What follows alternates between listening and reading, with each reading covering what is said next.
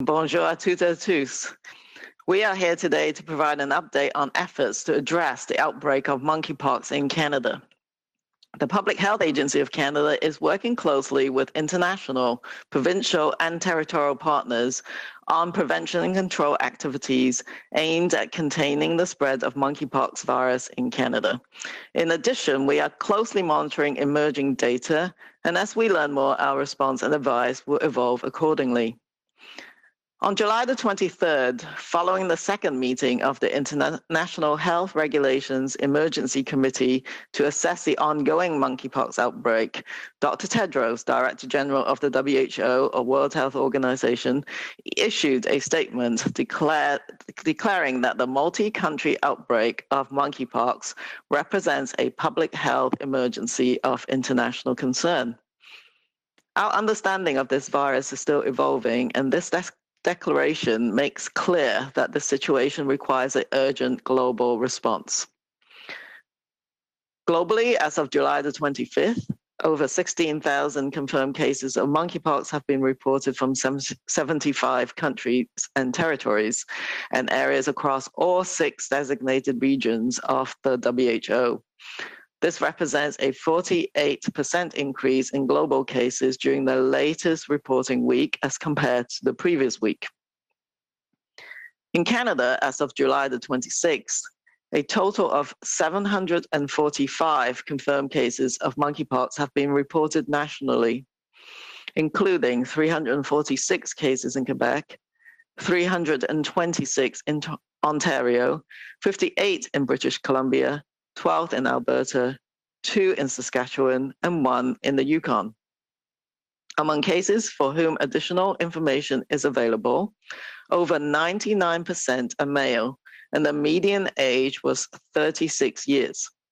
In line with international trends, the majority of cases in Canada reported intimate sexual contact with other men.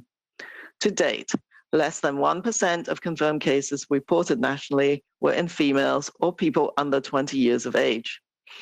Although we are aware of international cases involving women and children, these account for 1% or less of cases with available data. Nevertheless, this is a reminder that monkeypox virus can spread to anyone through close contact with an infected person or contaminated items. While the global monkeypox outbreak is a serious concern, there is optimism that by focusing efforts in Canada and worldwide, we can seize this window of opportunity to contain the spread. Furthermore, working together, health authorities can engage individuals and community groups to employ immediate and broad efforts from the ground up.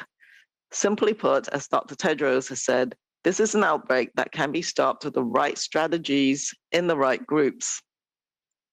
Working together with the provinces and territories, the Government of Canada remains focused on rapidly stopping chains of transmission to prevent the establishment of monkeypox in Canada and protect public health and healthcare in Canada.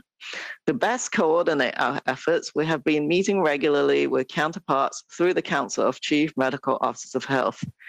To date, the Government of Canada has deployed over 70,000 doses of Imvamune vaccine to provinces and territories and continues to work actively with jurisdictions as they manage their public health response.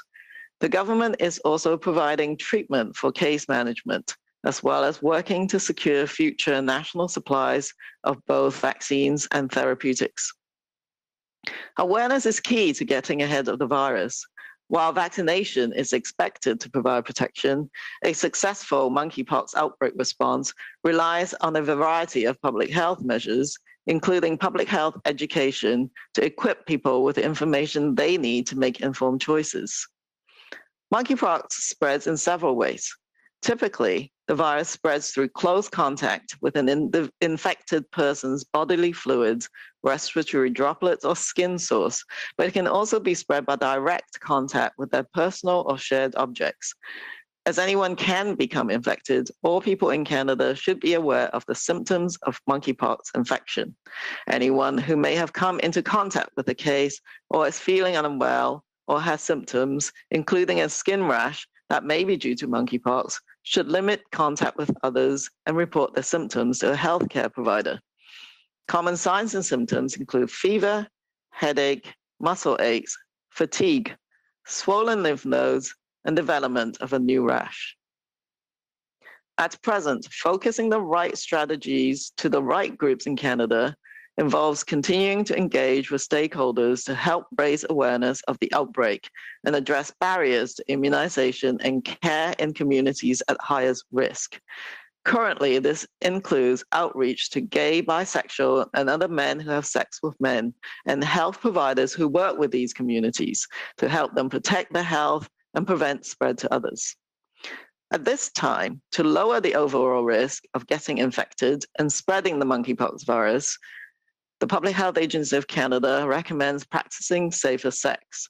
Having fewer sexual partners, particularly anonymous partners, even when they don't have symptoms, can also reduce your risk of getting infected. Healthcare providers are urged to remain vigilant and closely watch for patients with any symptoms of monkeypox, which may include atypical presentations.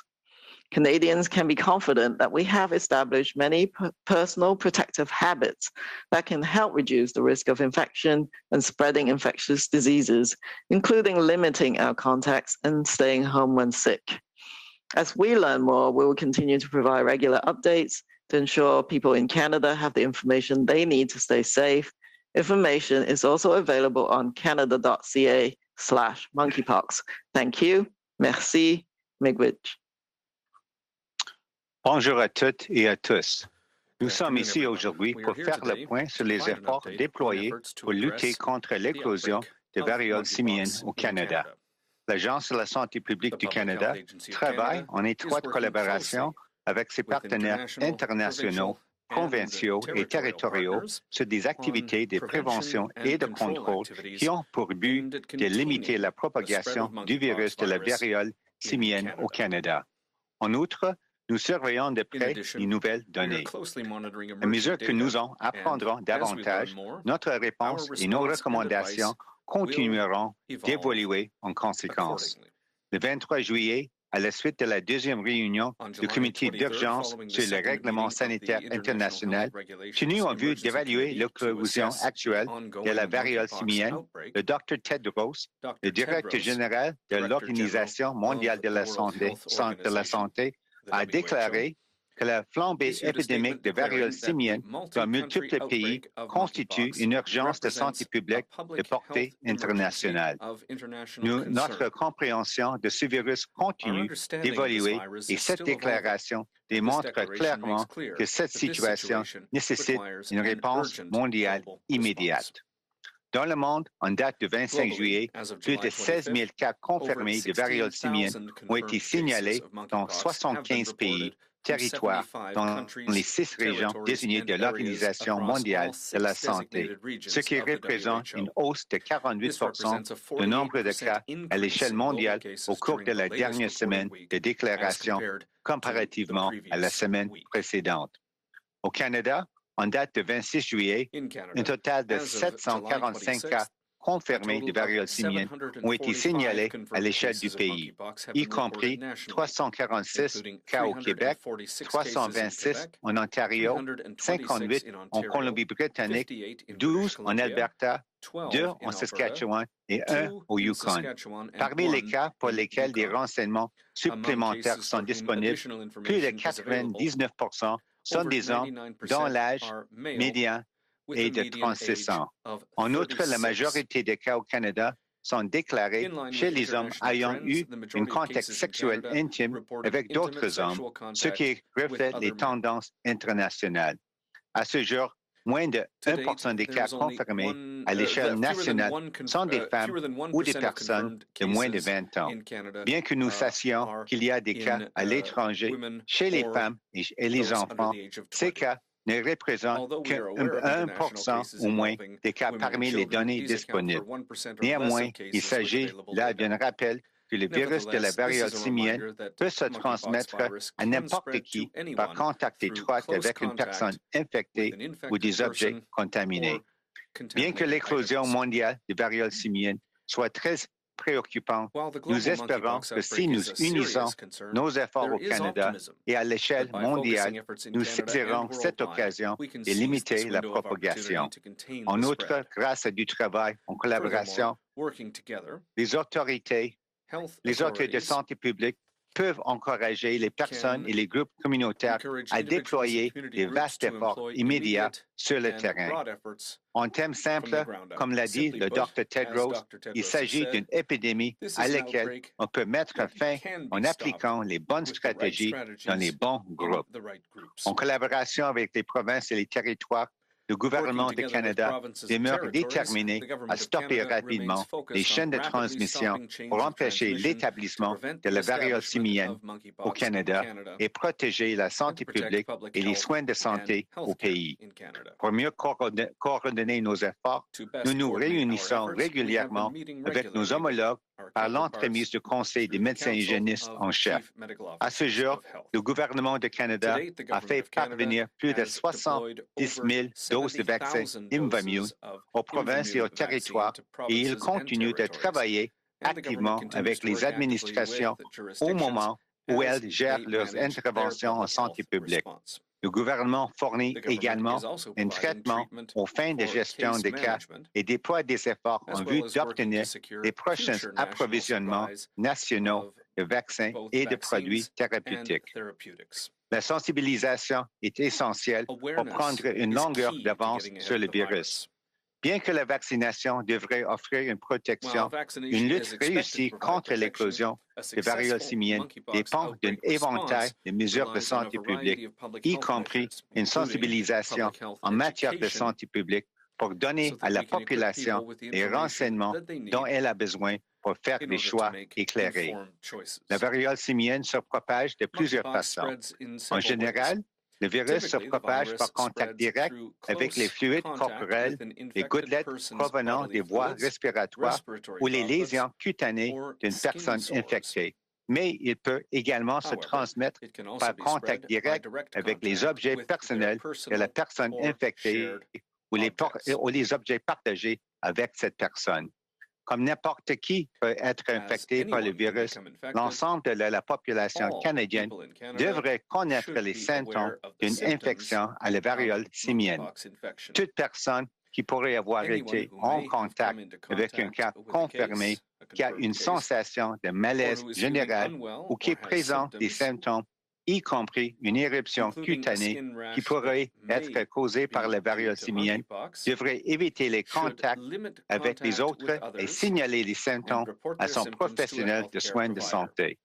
Les signes et les symptômes courants comprennent de la fièvre, des maux de tête, des douleurs musculaires, de la fatigue, une enflure des ganglions lymphatiques et des nouvelles éruptions cutanées.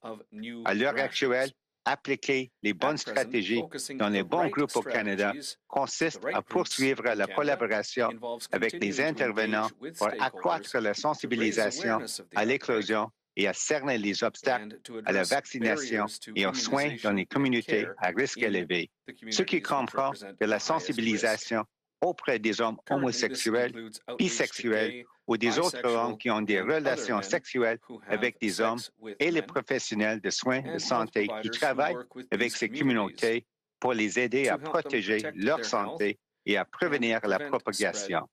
Pour le moment, afin de réduire le risque global d'infection au virus de la variole simienne et de le transmettre, l'Agence de la santé publique du Canada recommande d'adopter des pratiques sexuelles sans risque, diminuer le nombre de partenaires sexuels, en particulier des partenaires anonymes, même s'ils n'ont pas de symptômes, peut également réduire votre risque d'infection. Les fournisseurs de soins de santé sont priés de demeurer vigilants et de surveiller de près les patients qui présentent des symptômes de la variole simienne, ce qui peut comprendre des présentations atypiques. Les Canadiens peuvent avoir l'assurance que nous avons formé de nombreuses habitudes de protection personnelle, comme limiter nos contacts et rester dans notre domicile lorsque nous sommes malades, qui peuvent contribuer à réduire les risques d'infection et de propagation de maladies infectieuses. À mesure que nous en apprendrons davantage, nous continuerons de fournir des mises à jour régulières afin que les Canadiens disposent des renseignements dont ils ont besoin pour rester en sécurité. Ces renseignements se trouvent également à l'adresse canada.ca/variole simienne. Merci. Thank you. Miigwech.